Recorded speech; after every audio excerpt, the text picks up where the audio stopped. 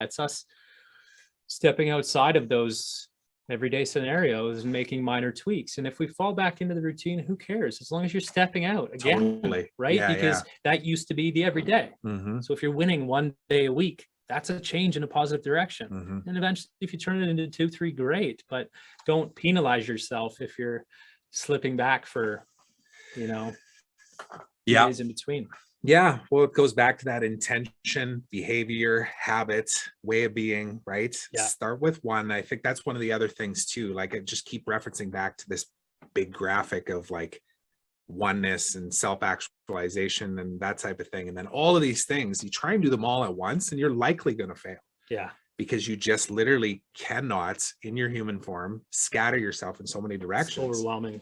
Yeah. The cold plunge has been that for me. I was like, I sat in it 2 nights ago when I busted through 2 inches of ice and I was like, I do not want to fucking go in this thing tonight, But then I actually turned on the camera and I was like, I do not want to fucking go in this thing, but I'm going to do it anyways, because I know that in a week from now, which as of the recording here is Monday, I'm going to either commit to doing this fitness and health routine that will become a way of being, or I won't, or I'll tell myself a story and I'll just be out of integrity. And I'm going to have a day where I'm going to be so bloody sore that I'm not going to want to do anything. Yeah.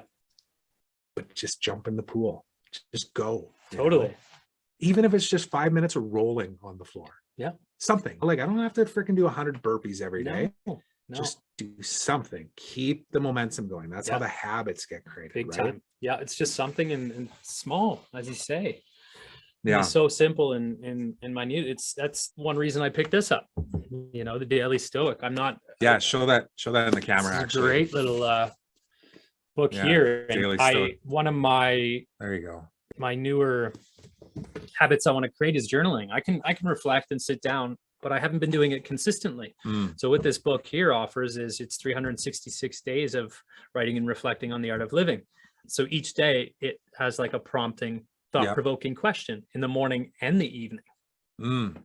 So brief paragraph, whatever, but it's getting me doing it twice a day and with a leading question, right? So for me, it's just, I want to build a habit. And it's interesting because sometimes I'm doing this and then I grab my journal and I write a page as well, right? But I just wanted to create those habits. And that's been one small game changer for me. Yeah. Pen to paper. That's where like we started off talking about this, right? Yeah. And I'm just so comfortable and natural with the conversation with the camera and speaking. And so therefore I record everything and I'm like, this is my journal. It's so different when you actually pen to paper though. Big time. It really is. It's almost like it's something registers and lands with your It surprises you what comes out. Yeah. If you don't filter it. It just writes. Yeah, even if it's incoherent sentences sometimes. Exactly. You don't worry about, whether it's making sense or where you're putting your commas and whatever. You let it flow and it really goes. It's totally unique, man. It's your brain spewing all the thoughts, emotions, information, whatever's coming at that time. Yeah. And iterating on it.